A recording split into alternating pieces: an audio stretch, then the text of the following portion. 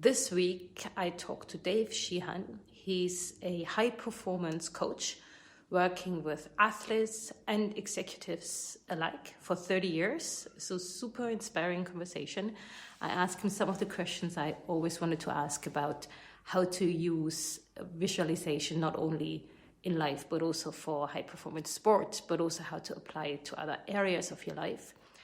I also asked him a few questions, especially for you out there, humanitarians and other people working in high-stress environments, how to manage stress better, and loads of other interesting things. So tune in and let me know what you think about it.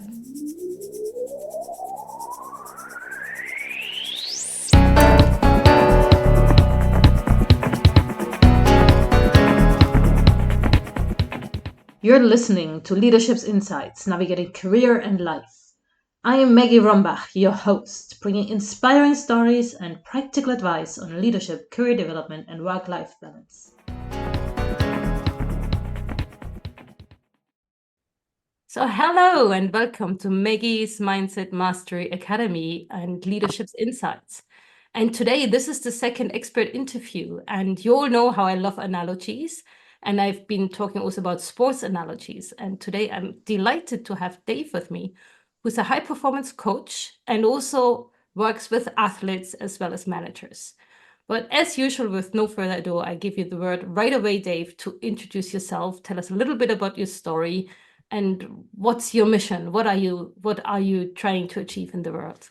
Perfect. Thanks, Maggie, for having me on. First of all, it's an honor to be here. So great to be on your podcast. And I hope listeners that you get some value out of what we discuss in this particular podcast.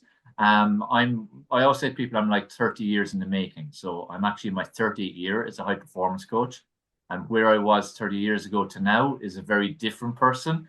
And it's what I encourage people to do, to be committed to evolving into a better version of yourself throughout your whole life.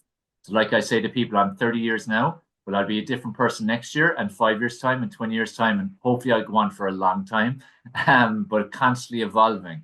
And I would have started off like just getting into a bit of fitness training, started as a fitness instructor, set up my own business at 21, and then developed a gym business where I'd a chain of 5 gyms and 55 staff. And we had a range of services. Then I had a boot camp business in different countries. And then I went online, mainly because, again, my son at the age he was at, I didn't want to miss out on his growth and developing a relationship with him. Because growing up, one of my highest values was being a good dad and having a son. So I kind of got a wake-up call after 2-3 years. When I was working 24/7 with the gym business especially. I thought, look, I need to change something here because I'm not living my values. Because it's very important we do live in line with our values, but sometimes we're not even aware if we are or not. And that's why it's important to press like the stop button. So I went online, it's now 16 years ago. So that's allowed me to have the freedom to work with thousands of people all over the world in every kind of country, in every kind of situation. And also for me to have the freedom to live in many different places too. So that's been really enjoyable. And in terms, again, of mission purpose, like I truly, genuinely feel my purpose here is to make a positive impact on people. And that's what my life is dedicated to. I also have 2 purposes. One is my son, who's my world.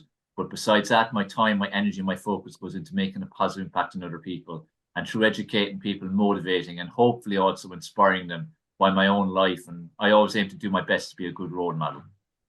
That's wonderful, Dave. And I think that's also where we immediately connected because we really have a lot of shared values and hopes to inspire people. For sure, exactly. You're making a huge impact yourself too, and you're living, again, a purpose like that. Thank you. And you know what I also hear you, and we'll get back to that. As you know, I've gone on that whole mission around transitions, and you did mention how you kept on evolving. So we'll get back to that later, but I think that's really important that it is really that our self of today is not the one of tomorrow. And it's the more intentional we can be about it, the better. Before we get there, let's start a little bit with what you actually do in your coaching. So you work with high performance. Who are the high performers? Is that athletes, managers, entrepreneurs? And what challenges do they typically face? Yes, like your highest performance people who are achieving, their perception of success as well as society's. I suppose it's a bit of both because we all have our own personal perception of what success means. And then there's like a societal level. But in general, it'd be, things like CEOs, managers, general managers of hotels, people who are entrepreneurs, and then athletes of various levels. So people who are already living a reasonably high performing life, and then where I can come in is to take people that extra 1%, 2%, 10%, and also especially grow an awareness of areas that a lot of people have no awareness of whatsoever. Especially areas, for instance, like sleep, and how we can change your sleep literally overnight by implementing a couple of strategies. Even people don't understand why they're not sleeping. They don't even know they're not sleeping because it feels normal to them how they feel. So, our bodies are amazing in that they can adapt to anything. It can be a good or a bad thing because we can put our bodies under immense pressure, doing the wrong things, and it will adapt. But it also then adapts when we're doing the right things. And usually if we're doing a lot of the wrong things, it kind of only stops us at a serious level. Like if your body gets stopped by, let's say, it could be getting a heart attack, you faint, blood pressure goes through the roof, different things like that. There's you need to seriously take notice.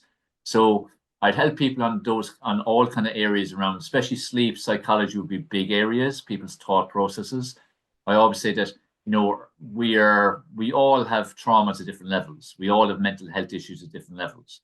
Like mental health traumas are nearly seen as just for a small section of society who've been through something horrific, and nearly as if it's something wrong with them, when we all have a level of it, because from when basically conception, we're aware of our surroundings subconsciously and consciously, and we're taking in aspects of it in terms of noise, voices, what's going on. And again, sometimes we're aware, sometimes we're not aware, and that continues throughout our entire life. So there's a lot of stuff like that that's, as an adult, affecting you, that maybe is something that happened to you when you're 3 years of age.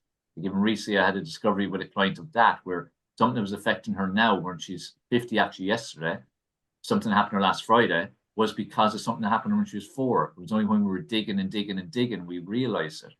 So, when people think high performance, a lot of times they think again of, driving on hard with work and pushing on hard with making money and stuff. But there's a little bit more awareness around the health and the connection. But health is so important. And your mind, body, health area has such a key foundation to everything. So I help people a lot on rectifying areas of that need rectifying to increase to high performance level. And again, take people from where they are to a higher level, but also take people where they want to, because a lot of people don't know how to kind of get more energy, how to sleep better, how to even fit in things like proper nutrition and exercise, because they feel they can't find more time. But it's about being productive with the time, learning to prioritize and managing your schedule better, because we all have 24 hours. No one has more hours than anybody else. But what we're using them for is literally illustrating what we're actually prioritizing, which often is in conflict with what we say we want to prioritize or what we want to prioritize. So it's nearly like a skill to learn how to do that. I always describe it like a jigsaw. So you're creating a jigsaw. So we need to create new jigsaws usually for most people. But it's a case of wanting to, and typically people who are higher performing in it, that's illustrating the way they live their lives or their position. They have that willingness at least. They just need the guidance. That's why I like working with, again, high performing individuals. They want it, just in case they need the right guidance and instruction, and they'll run with it. I really like that. And if I try to paraphrase that, so in a way, you're almost taking an approach how you would train an athlete, because really looking after the body, the mind, and all of that, and almost help also managers, CEOs to apply that. So you don't necessarily help them only to, run a meeting more efficiently. It's really to be more a higher performing being, a person in their jobs, right? Exactly. That's the thing that's important, because again, if you look again, health, nutrition, exercise, all these areas, a lot of time in the business world or mission world, in organizations, it's not seen as, really important. But at the end of the day, every person is like a machine. And if the machine's operating better, and especially from their brain and brain cognition and all the different functions, they're going to be better at their job and their role. And that then has a knock-on effect. So if each individual can be better performing, as in terms of their body, their brain, their productivity, their prioritization, how they feel about themselves even, is something that's rarely ever thought about. If you feel better within yourself and better self-image, self-esteem, self-love, and also you've better confidence, and you are operating better, you're then naturally going to perform better in your role. Because again, the happier you are in general, the happier you're going to be, with your role, and the more, I suppose you can really call it oomph and energy you'll have. So you're going to be better than for the company. And this is why it's so important for companies to create culture and focus on culture. And while, again, there's a bit more awareness of it, there isn't anywhere near enough. There's still too many companies and organizations that see people as just like cogs in the wheel, are pretty much trying to get blood out of them nearly. Whereas each individual, if they're operating at a higher level, everyone wins. The individual wins and the company will win. So it's in everyone's interest. It's a complete win-win situation. So like you're saying there, even with a manager or anyone that's high up in any organization, if they again can get control of their health, their well-being, exercise more, maybe do some meditation, sleep better, eat better, they're going to be so much more productive. So they're going to achieve so much more in their role. That then have a knock on to their people who are underneath them, who are relying on them as a manager. Plus, even just take their mood. If someone isn't taking care of themselves, they're not going to be in good mood most of the time. If they have bad sleep, bad nutrition, your mood's hugely affected by these things. So this is where, like, they get on the wrong sides of people, and that's not going to be very motivating. So a lot of times staff, while they might have great potential, if they haven't the right kind of management, then their potential won't be realized. And also people who are not being, let's say, recognized, especially, we all want recognition, but treated well either, they're always then looking for something else. So if you're looking for another role, another opportunity somewhere else to get away from where you are, you're never going to be able to give it 100% to where you are. So again, like, everyone's losing. So there needs to be, again, a more open-minded approach and outlook to treat people properly. Of course, people need a kick in the ass sometimes when they're not pulling their weight, doing their job. But again, if you treat people right, most people, especially if they've, again, something about them, will perform better. So that's something that needs to be grown in awareness massively. Absolutely. And I've been on a mission now for a few months, and you'll see me more on that too, around mindfulness. And I started it off more from a stress reduction and improving sleep point of view. But right now I'm doing a course on flow at work, the concept of flow, and how you can use mindfulness to basically trigger it more intentionally. And it's super fascinating, because then suddenly you talk about performance.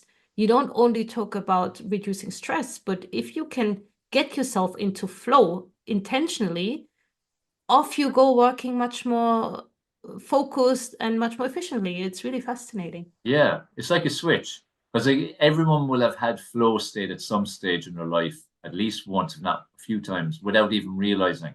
And when you're in flow state, it's literally like everything is clicking and everything is working. And it's just literally like that's flowing and things are accelerating and good things are happening one after the other, after the other, after the other. And this is where, again, like, our energy is so important. We create our energy, and the energy you put out is going to come back to you then as well. So again, if you tie that then into, again, a professional situation, again, if people are more and more in flow state or can switch it on when they want, they're going to be more productive. And then that, again, has that knock-on effect from the energy that they're giving off to then the other people that are around them. So it's like, even if you have open plan offices, if a section of them are really high performing and really in flow and really good energy and so on, it has to have a knock-on effect to the other people in the room. Same as with if it's the opposite way around and people don't have flow and they're in bad form and they're in bad productivity and they're tired all the time and so on, that then has a knock-on effect. So we don't even have to speak to have an impact on other people around us. Once anyone's within a meter or two of us, we are literally impacting them, because we're like just energy fields that are impacting in a negative or positive sense. Yeah, so true. And another thing I was picking up when you were talking was about positive mindset, affirmations, self-confidence, all of that. And also I was wondering about this technique of visualization, which is something that athletes do a lot in competitive sports. So do you use that in your coaching, and how would you apply it? Yeah, it'd be something I'd hugely encourage. Like, we'd always see it as something that athletes do. Do you just take the 100 meters and someone called, say, Usain Bolt, whether people are aware of athletics or not, but Usain Bolt won multiple Olympics and broke the world record constantly. But for him, before he ever won the Olympics and broke world records, he would have visualized himself achieving that thousands and thousands and thousands of times. And every athlete will be the same, because, first of all, it's important for everyone to have a vision, whatever it is you want to achieve in life. Have that vision, and then have the steps to achieve it. But then you have to see yourself achieving that. And the more you see yourself achieving it, the more it becomes real to you and possible. And then as you're taking the steps to make it happen and you're actually literally moving closer, that visualization becomes even more powerful because you actually believe in it more. Where to start, it would have been more hope. Then it becomes actual belief that this can become possible. So visualization is hugely useful in sport and has been used for a long time now. And increasingly so as people like, say, Usain Bolt and many other athletes of different sports have been very, public about that they use tactics like that. But again, you take the same to any area of life, or take it again to companies and organizations. If you want something to happen, you again have to be very clear in the vision. Because if you're not clear on where you're trying to get to, how are you going to get there? You're like shooting in the dark. Because if you're going to take off to a city that's 2 hours away from you, like you're going to that city, you probably Google mapped it or something, or you know the way, and you know the journey, and you go. And if there's some kind of roadblock or obstacle or a car accident, you'd find another way. And if it's a Google map or whatever way it might be, you just find another way, but you still know the destination you're going to. And you go there, and you can clearly see it. Even when you decide to go somewhere, you can clearly see that city immediately, unless it's your first time ever been there. But even if you haven't been there, you've probably checked it out. So you know some of the landmarks. That's instantly into your brain. You can't stop that. So it's important for people, again, to visualize the outcome they want. Whether that be like a really positive thing they want to, in terms of, achievement, or it could be change. When people need change in their life, it's the same thing. What do you want your life to look like? Focus on visualizing, and visualizing can be done in many ways. It's literally just, take 5 minutes, sit in silence, and literally focus on picturing what it is you want to see. Other people work better with music. Like meditation, visualization are very interconnected. So they're similar enough while different at the same time. But you do what works for you. Some people might be better off sitting in nature and literally just, again, visualizing then. But it's very important we do put energy into visualizing what we want. And writing it out as well, like literally write out the script. Write out it's in like present tense. It's already achieved. Yes, yeah. And that's literally like a written visualization. And then when you're doing actual visualization as an exercise, you're just playing that out then in your mind, like a movie playing. And this is where. What I heard about that part of it, what is also really important is to really touch all senses. What we tend to do, we tend to stick in the head. Yeah. But when we really get into how does it smell, how does it feel, how does it, all of this, then it becomes even more powerful, right? That's a really important point, actually, Maggie, to add to it. Because what I would advise people to do is write out a script first, say their vision, right? But like that as a script, bring in all the senses. So like, let's say it's a setting in a room. Let's say someone's getting an award and it's in a particular room always, and you've seen it happen to other people before. Like, what are you hearing? What are you smelling? What are you seeing? What are you touching? Even like the seat you're sitting on. How does it feel? Because it could be a leather seat, could be a plastic seat, it could be a wooden seat. As much detail as possible, because it needs to be like a movie. So when we watch a movie that we find really good, what is it doing usually? It's touching our emotions. So we're being brought into the movie. We're literally like we're living the movie through our emotions. So your visualization needs to do the same thing, because then you're sowing the seeds in your cells for this is actually a reality. Like you're living that reality. If I did a visualization now of, let's say, one of my particular goals for this year or my life, and I really tune into my visualization, I'm actually experiencing this moment. And that's, again, what you want your visualization to be. Now, if you don't engage the senses, you're not going to have as powerful a visualization, because, again, it's just something that's kind of out there. You need to experience it. So 100% bring emotions into it and all your senses. Thank you. Yeah, that's so true. Really inspiring. Let's change gear a little bit to a slightly different angle. So as I explained to you when we prepared this, many of my listeners work in humanitarian and development field, and often in really difficult places, literally in the middle of nowhere, sometimes with active conflict, in any case, often with just physically stressful temperatures, who knows? It's really like stressful situations.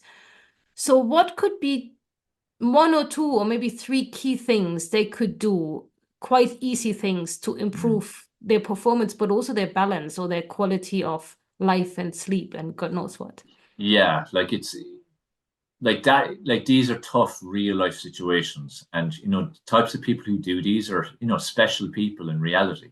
They're special humans, and they're special, very heart-led people who want to make a huge difference, which is great. And it's great people like that. And it'd be a wonderful world if everyone was like that and the same kind of personality traits. However, the unfortunate thing about majority of people I've come across like that in my lifetime who were of those kind of characteristics, the one common trend is they do not put themselves first, and usually never, ever, ever, and never even have put themselves first. And they nearly live by the script of everyone else is more important. So whether it be, again, someone has a child or like that, they're working in humanitarian crisis areas, and again, everyone else more important. Now, this is where people have to get clear. Like, it's not that your child isn't important and isn't your absolute world and so on. Like I said, my own son is. It isn't that those people that you're trying to take care of in crisis areas and war-torn and so on, they're not important. They are. That's why you're there. You're trying to make an impact on them. But the thing you have to remind yourself of is, if you don't take the best care of you, you can't take the best care of them. Like, it's not possible. So if you're operating at 60%, you can only give 60%. If you're operating at 90% or 100% your ability, then you can give them more. So this is where, I suppose, I always say there's two versions of selfish. We only see one version of selfish. We see selfish as being bad. There's good selfish too. Like, if you're more selfish and give yourself more time and do things that are better for you, you will impact other people much more positively. So that's a good selfish, if we're to use that word, for instance. So people in these kind of situations, while it's difficult to take care of you and put you first, you have to, even to small degrees. And again, like that, people, when they hear of putting themselves first, they always feel or think it's like hours and hours of, whether it be exercising or food or sleep or whatever, it's like so much more time they have to somehow find in addition to what they're doing. But the reality is, everyone is eating, everyone is moving to some degree, everyone is sleeping. So people are doing these things. It's just, are you doing them optimally? And most people aren't doing them optimally. And if you do them more optimally, then you're taking better care of you and you're taking better care of everybody else. So again, it's about putting yourself first. So let's touch on sleep first, because sleep, again, is an easy one to rectify, like we were saying. A lot of people, what to do before bed or sleep, wherever they are, is like phones and using technology. What people need to do to improve their sleep instantly, and I can pretty much guarantee tonight, is turn off those devices. One, turn them off, because you're not transmitting radiation constantly beside your head. And people find it hard to believe like that's the case and they can have such an impact. But trust me, and you will feel a difference tonight if you do this. Turn off your phone and don't be scrolling on it just before sleep. It's what you're doing just before. You're triggering as well, in your eyes and the retinas, as if you're still operating at full capacity. But if you're on the phone scrolling, your body is making you able to be at full throttle. No matter how tired you may feel, internally and in your mind, you're full throttle. So even though as a vessel, if I walk in and look at you, whether you're in a house or a tent or wherever it may be, you look asleep, but you're not actually asleep. So turn off your phone. And for the minimum 15 minutes before sleep, make sure you're doing something that's not device related. Do something that relaxes you. It could be visualization, it could be meditation, it could be stretching, it could be breathing exercises, it could be having a shower, it could be anything like that. Something that relaxes you, reading, music, something that relaxes you. Because you have to slow your heart rate, you have to bring down blood pressure, you have to relax your mind, you have to release melatonin. These things don't happen, you're not going to sleep, not a deep sleep, and you need deep sleep. Sleep is when our body restores. Sleep is when it rejuvenates. Sleep is when you get a break, your brain gets a break. So if you're not getting that, you can't operate fully the next day. And like I said a while ago, our body will adapt to anything we make it do, like literally anything. If you're sleeping 2-3 hours a night, it will eventually feel normal, but it's not normal. So your long-term, it's going to have an impact on you. And I always say to people, you need to focus on short-term, but also, more importantly, the bigger picture, long-term. We all want to have long, healthy, vibrant lives, independent lives. We'd want to be, again, having years and years of suffering from diseases in an ideal world.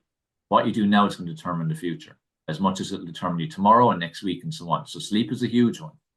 I think throw in like the meditation, visualization will be an important one, because it creates good energy. It creates peace as well within you. It creates that bit of excitement within you. So I would advise people take, even if it's just 5 minutes, just to do some meditation, visualization.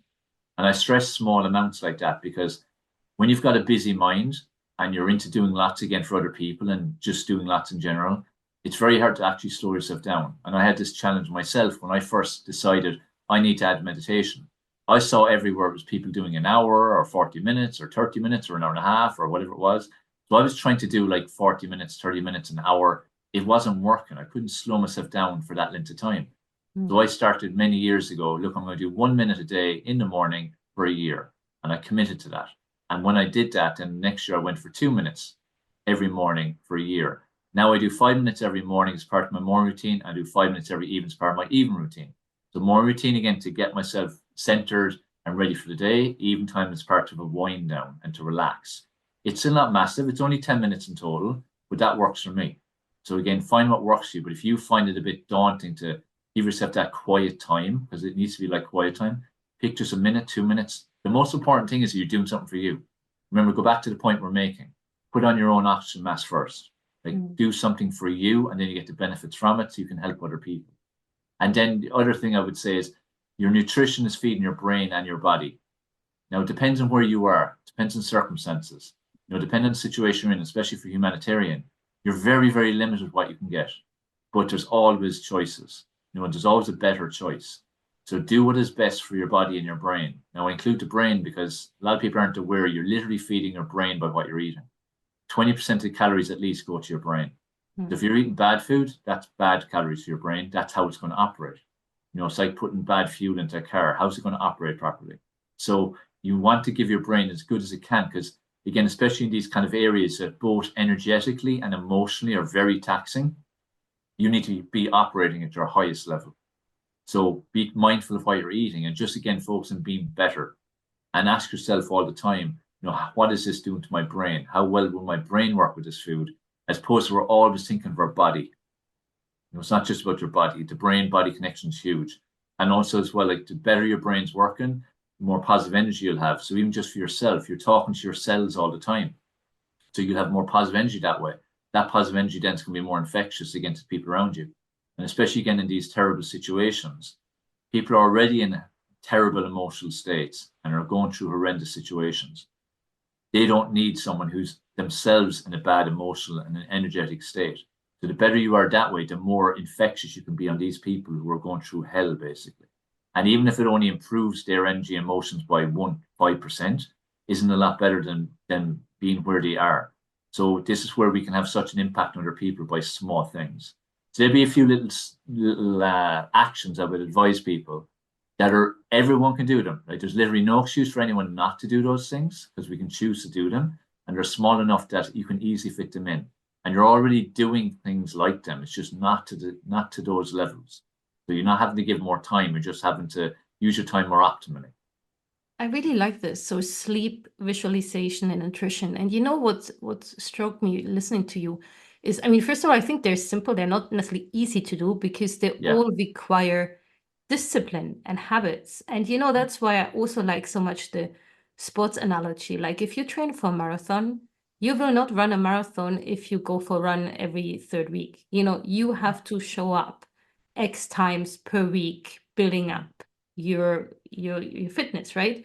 100%. So with these skills, it's the same, right? If you want to have a better, like a freer mind, and you start meditating, even if it's just a few minutes, you got to do that every single day, or at least, I don't know, 5 days a week. Yeah, exactly. Pick a number of days the key thing is it's about progress. Let's say right now, most people won't be doing any of those things, let's say, right? So even just pick again, like meditating. If you decide, okay, look, I've listened to this, it makes sense. I'm going to put myself first. I'm going to do 1 minute Monday, Wednesday, Friday morning. It's a start. The main thing is if you look at then you do that week was better than this current week. You've progressed. So see, the problem is that society makes us feel we have to always take monumental leaps. Otherwise, what's the point? It's like a run. Oh, I need to go out for 2 hours. I don't have 2 hours. What's the point? But sure, couldn't you go out for 20 minutes if that's all you have? Like it's about consistency. It's about ticking the box, because the more consistent you are, the more normal it becomes. Now, going to the point you said there as well about it not easy. Like they're not easy. While they're small, they're not easy. Nothing ever is. And the reason for that is we always gravitate towards the easier option, which is to do nothing and stay where we are. Yeah. Familiarity, comfort zones, and so on. That's just evolutionary. Like go back to cavemen and so on. Like it was easier just not put yourself at risk and put yourself at risk. So it's just natural instinct for us to not want to do these things partly, but we have to override that and do them because the benefits are massive. So my advice is always like take a positive step, set a goal, that's realistic. There's no way you can't do it unless you're just being lazy and not putting you first. do that and then build on it. So even the meditation, if it was only 3 times a week for a minute, then make that 4 times, then 5 times, 6 times, 7 times, then try 2 minutes and build and build and build, and just keep doing that little by little. And you're going to notice the difference, because like the marathon running, you need consistency. If you don't have consistency, you're not going to get the benefits. Yeah, so true. Thanks a lot. Look, I have one more question before I challenge you on the quick fire burst questions that I warned you about. And this is around transition and reinvention, which is this topic I'm exploring now. So you mentioned you're consistently evolving for the last 30 years. So there's a bit of continuous growth. But have you also experienced some major career or personal life change? And if so, what were the major challenges of those transitions and how did you manage? Okay, good question. And change in terms, it could be positive or negative, correct? Or how you perceive it. Like a big thing that changes, or maybe it's even your priorities that change, just something that was really different. And then you deal with it. There would be a few different ones.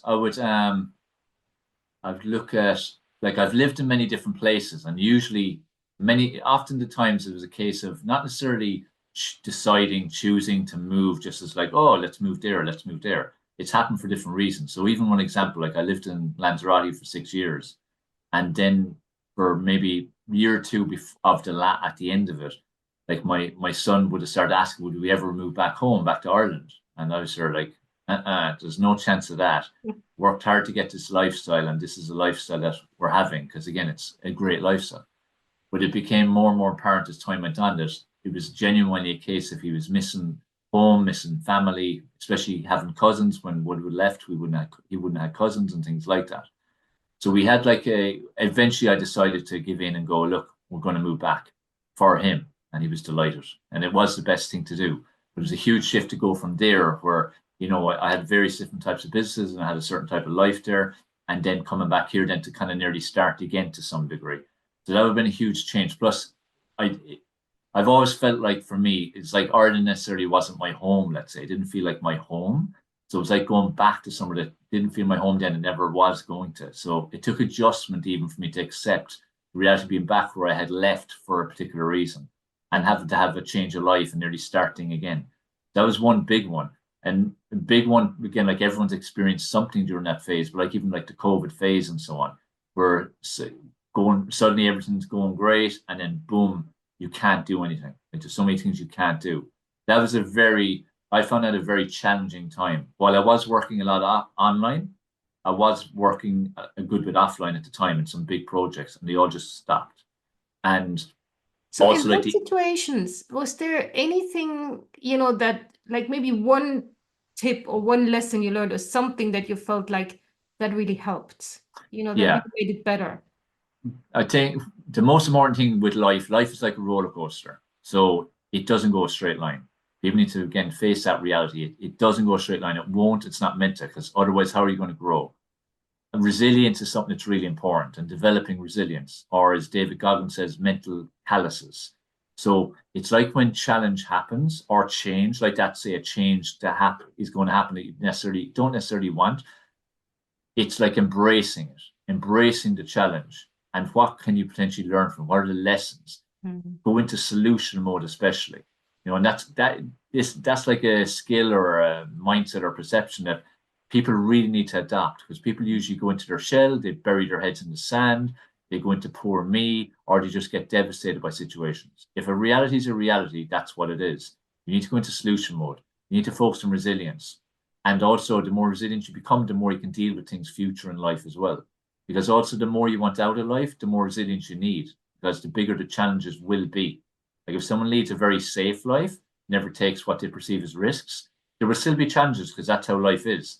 Will it be smaller? But if you want more out of life, you're going to have bigger challenges. So it's a case of developing more and more resilience. Even going to what I said about 30 years in making.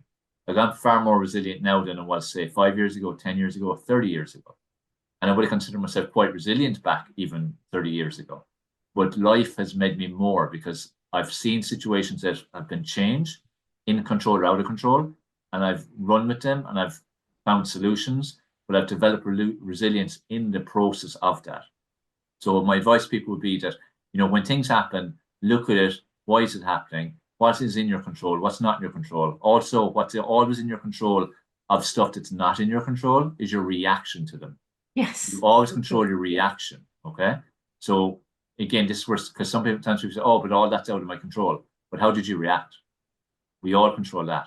How you react, and then the things within your control, and see it as an opportunity to develop more resilience. See it as a test. Like, okay, life, that's what you're throwing at me. Let's go. I'll show you what I'm made of. And it's like even in terms of trying to achieve goals or bring about change and impact, like, again, like what you do, like your mission in terms of from a global perspective, try to make impact. You're going to encounter unbelievable amount of challenges. You already have, but you're more resilient now because you embrace them and you ran with them and you went into solutions. So embrace challenges, I suppose, the summary, I'd say, of what I'm saying there. That's really inspiring, Dave. Thanks so much. It's really the growth mindset to build resilience. So, yeah. Yeah. And we choose, again, this is the thing. It's like go back to what we don't control. We still control the reaction. So we're holding a pen all the time, right, in our life, all the time. So we have to take personal responsibility for every aspect of our life. And when you do that, it's actually true freedom. Like you really do feel freedom. Wow. Yeah. Now you even bring in freedom. Yeah. So that's actually true. If you choose how you react, that frees you. I like that. Yeah. I like freedom. Exactly. Like own everything. You know, like take responsibility. It doesn't have to be just around, again, your health. It can be around your career, your finances, your relationships. Because again, you're in control of everything. Yeah. You know, literally everything. And people don't like that in terms of they don't like embracing that because then it gets them away. It's always their fault, let's say, then, in terms of where they're at. It's easier to hide behind excuses or blame or justifying things in a poor way, but justifying all the same. But if you own that, you actually know what, I'm actually creating this and this is my life and I'm responsible for everything to some degree. Even if other people have had an impact, you still have had some impact. You've allowed them into your life or so on. If you own that, like it's genuinely true freedom. Now, that really give you a totally different perspective on life. And also, most importantly, it'll allow you to create the life you want much easier. Yeah. Yeah. And you have the accountability for it. So that's great. Exactly. Cool. Dave, let's jump into the quick fire burst. You know the game. Testing phase now. Yes. So you know the game. I'll be throwing questions at you and I challenge you to answer with one word. So one Some word. might be a bit hard. Yeah, sometimes maybe. Yeah. But let's try. As brief as possible, basically. Exactly. Describe your leadership style in one word, please. I'd hope inspirational. Nice. What's the key to successful teamwork? Communication. One must-read book. Oh, it depends on what angle, but I would go for, I think 7 Habits of Highly Effective People, Steve Covey. I think because it can apply to any area of life. Yeah, no, it's a great book. Type of dream job you'd like to have if it wasn't your current one? Manager of Liverpool Football Club. That'd be my dream. This interview was AC Milan. There seems to be a pattern of manage football clubs. What would be your preferred superpower? You know, like flying or, I don't know, teleporting, like whatever it could be. I think flying. Nice. I love travel, so it'd be I'd be in control of where I go, when I go, how long it takes, things like that, first having to wait in airports and security and all that stuff. So yeah, I go flying. Excellent. And what are you most grateful for? Most grateful, I have to say, my son. Like the joy he's brought into my life. As I said, growing up, like I've always loved kids. And I started babysitting when I was about 8, and I always wanted to have kids in general, but a son, I think, son and a dad, like there's always kind of special connection. So he's been the biggest kind of gift to me, and not just in terms of just what he's brought joy-wise, but when I've had dark times, because like everyone has good and bad times in life, but when I've had really dark times, he's been the reason I've kept going, because I felt I had to be a role model, I had to keep going, I had to do it for him, I had to provide for him. And if he wasn't, who knows what would have happened, you know? So he's served many different purposes. He's only 19 yet, so there's a long way to go, but he's brought so much joy and he's brought me a purpose. And, you know, the last 19 years, even the work I do while I'm helping other people and there's ambition and all that side of it as well, a lot of it, again, is for him to provide and also be a good role model and show that, you know, you can be a good person and the impact you can have on other people from small little things. So I'd have to say him. And that's the perfect segue to really the very last question. Because as we wrap this up, as a parting thought, what would be your career advice you would offer to your 18-year-old self or to your 19-year-old son, or any professional that's just starting out? Yeah, career advice. I think the most important thing, and I did it in parts in my own career, but there's times I could have done it a bit better to speed things, would be like, don't let anyone or anything stop you from what your vision is. So we go back into the vision. We care too much what other people think. And part of my journey that was really important, it's important for everybody, but it was really important part of mine is, again, caring less and less what other people think. And to just be you, be authentically you, whoever you are, because we're all unique individuals anyway. We all have different desires and ambitions and goals. Whatever that is, go for it. Like, it's like, I go back to the football one. Like, that's a path I would love to have done. If I was to go back teleporting, I would love to go back and do a different start to my career. Because while I achieved a lot in the industry I'm in, I'm very proud of a lot of things I did. I would love to have gone into football coaching and management full throttle and put in the same level of energy. But I was told that it's not possible, and you need luck and pull, and it's not the right thing to do, and go this path and that path and so on. And I think that's one thing society needs to do better in. It's like they just have such ambitions. If you think every kid, they want to be astronauts, they want to be footballers, they want to be whatever. And they genuinely believe they're going to be, like, there is no doubt whatsoever. But people then in society destroy that and start putting them into a box of what's possible. Anything's possible. Because current people who are astronauts and footballers, they're just ordinary people as well. Just they didn't let anyone stop them achieving what they want to achieve. They had their vision. It was like laser focus. Forget everybody else, selfish again in a positive sense, and they went for it. That's the only difference. It's not that they're talented, but that is the key difference. So I would advise myself or my son or anyone, just don't let anybody or anything stop you achieving what it is you want to achieve. Just go for it. Reach for the stars. Wonderful. Reach for the stars. And there's another great book that you might be also interested in. It's I don't come up with the author now, but it's The Gentle Art of Not Giving a F. Oh yeah. What's his name again? Manson. Mark Manson, no? Yeah. It's a good one. Excellent book. Because absolutely, it's about exactly that. It's about not listening too much about all these things people might tell you what you cannot do. You just do it. And it's just societal conditioning. Like, that's all it is. That's what I'm saying. From even when you're literally from conception, you're conscious of everything. And most people are, unfortunately, more negatively minded and more risk averse and more safe living and more into gossiping about people versus how did they do that and wanting to learn how people are successful is more begrudgery than inspiration. So you're around that. So then you become that. And then that fear comes. And then you start being fearful of what other people think, whether it be parents or whoever. And it's hard to stand up to, because I did in different times in my life. And it was empowering while scary at the time. But each time you do it, it gets easier. Like, first time I did was when I was 2021, like, go and set up my own business.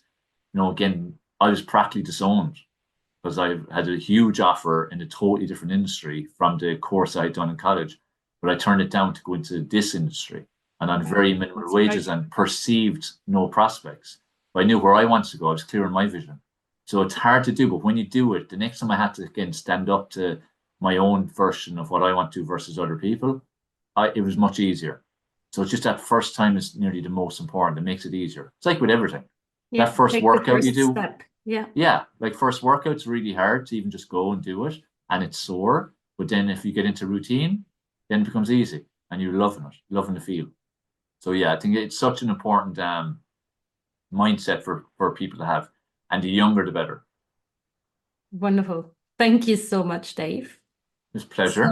So that was it. That was amazing. That was really inspiring. Thank you very much. Thank you for having me on, and I hope it did help the listeners. And just main thing, just go out there, live your life, and remember, again, you're holding the pen, writing your script, and just keep reminding yourself that all the time, especially when you feel challenged or feel down or looking for inspiration. You're literally writing your script. So think of future self, watching the movie of your life. How do you want it to look? Like, do you want to have a smile on your face, or do you want to be filled with regret? So again, keep asking yourself that question. Wow, what a perfect wrap up to this conversation. So thanks so much. And pleasure. Have a great day. Take care. And bye.